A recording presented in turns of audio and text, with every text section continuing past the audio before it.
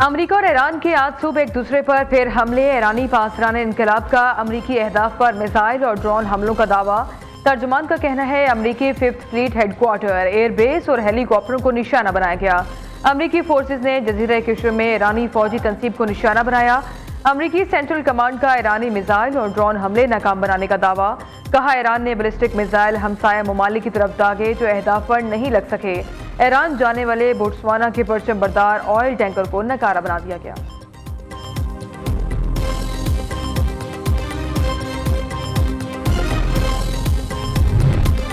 आखिर अमेरिका क्यों ईरान से डील की भीख मांग रहा है? डेमोक्रेटिक सेनेटर कॉरी बुकर ने वजीर खारजा मार्को रूबियो को ईरान के मामले पर आड़े हाथों ले लिया। सेनेट में पेशी के मौके पर सेनेटर कॉरी बुकर के मार्को रूबियो से सख्त सवालात। कहते हैं डील भी ऐसी जिसे खुद अमेरिका ही पहले कचरे के डब्बे में फेंक चुका था। ईरान ने अपने हुर्मस बंद की हुई है।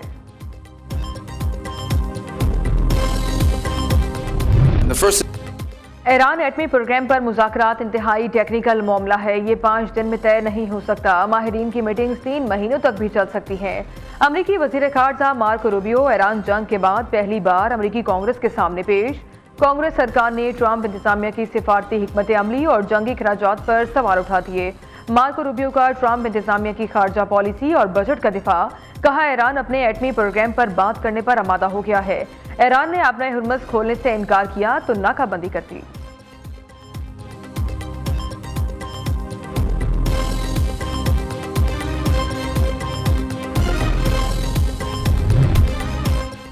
वजीर आजम शहबाज शरीफ से FPCCI के रहनुमा और यूनाइटेड बिजनेस ग्रुप के सरपरस्ते आला SM तनवीर की अहम मुलाकात। SM तनवीर ने वजीर आजम को तजवीज़ दी कि वो आइंदा विफाकी बजट में बरामदात पर मबनी नमू को यकीनी बनाए।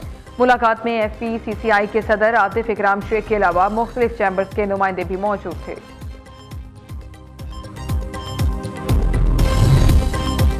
वज़ीर आज़म मोहम्मद शहबाज शरीफ से मुल्क के मारूफ सनतकारों और मुमताज़ कारोबारी शख्सियात के वफ्द की मुलाकात। मुल्क की मजमूई माशी तरक्की की रफ्तार तेज़ करने और आइंदा बजट के हवाले से कारोबारी बिरादरी से मुशावरत।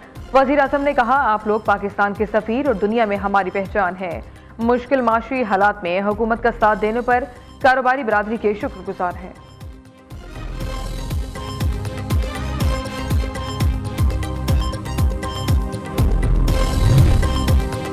विफाकी बजट की तारीख में रद्दोबदल सियासी मसरूफियात बड़ी वजह करार। गिलगित बल्तिस्तान इंतखाबी सरगर्मियों ने बजट शेड्यूल मुतासिर कर दिया। गिलगित बल्तिस्तान इंतखाबात के बाद विफाकी बजट पेश किए जाने का इम्कान है। बजट से मुतालिक अहम फैसले और मुशावरत आइंदा दिनों में मुतवक्के। ज़राए के मुताबिक विफाकी बजट पेश करने की हतमी तारीख का तयन ताहाल नहीं हो सका। कौमी इक़्तिसादी कौंसिल का आज होने वाला इजलास भी मौखर। IMF के साथ PSDP और बजट मुज़ाकरात ताहाल जारी। आइंदा बजट के लिए हुकूमत ने अहम माशी अहदाफ तजवीज़ कर दिए।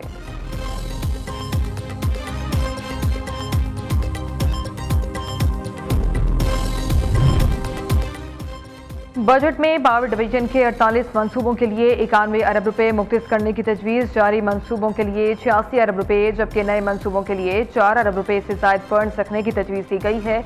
विफाकी बजट में शोबा तालीम के नए तरक्याती मनसूबे बड़ी हद तक नज़रअंदाज। हायर एजुकेशन कमीशन और विफाकी वजारत तालीम और पेशेवराना तरबियत के सिर्फ 5 नए तरक्याती मनसूबे शामिल। पंजाब हुकूमत के नए माली साल के बजट के हवाले से बड़ी खबर। पंजाब हुकूमत ने सरकारी मुलाजमीन की तनख्वाहों में इजाफा विफाकी हुकूमत के फैसले से मशरूत कर दिया। ज़राए के मुताबिक पंजाब के सरकारी मुलाजमीन की तनख्वाहों में इजाफा विफाक की मंजूरी के बाद किया जाएगा। पंजाब के सरकारी मुलाजमीन की तनख्वाहों में इजाफा 10% होगा या ज़्यादा। फैसला इल्तवा का शिकार है। वोट दोगे या नहीं दोगे फिर भी करूंगा। मैं किसी पार्टी के खिलाफ नहीं बोलना चाहता। मैं पार्टी या हुकूमत के खिलाफ नहीं बात करना चाहता, लेकिन मेरा दिल चाहता कि मैं पूछूं उनसे कि आपको इस मुल्क की हुकूमत का मौका मिला, आपने इस इलाके को क्यों इतना इग्नोर किया, नज़रअंदाज किया।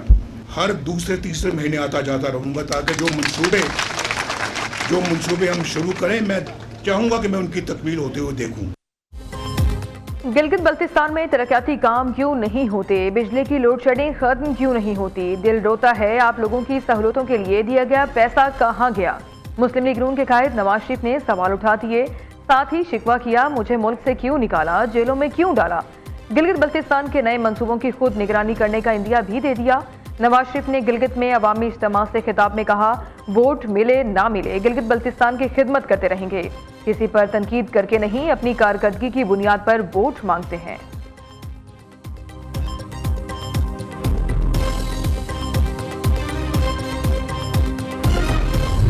और हम समझते हैं कि मुल्क की तरक्की तब हो सकता है जब पसमानदा तबका तरक्की करे, जब मजदूर को, किसान को, नौजवानों को मुआशी तौर पे मजबूत किया जाए तो पूरा मुल्क मजबूत हो जाता है। बाकी सियासी जमातों समझते हैं कि आप अमीरों को मजीद अमीर बना दें तो मुल्क तरक्की कर लेगा। ये किस किस्म का मुआशी पॉलिसी है कि अमीर तर हो, गरीब तर हो और नाम तरक्की का दिया जाता है। ये कैसी माशी पॉलिसी है कि अमीर तर और गरीब तर हो। हुक्मरान अपने अमीर दोस्तों की सब्सिडी खत्म करने का नहीं सोचते, माशी हालात खराब हों तो गरीब को ही टारगेट करते हैं। हमारी सियासत अवाम दोस्त, दूसरों की अवाम दुश्मन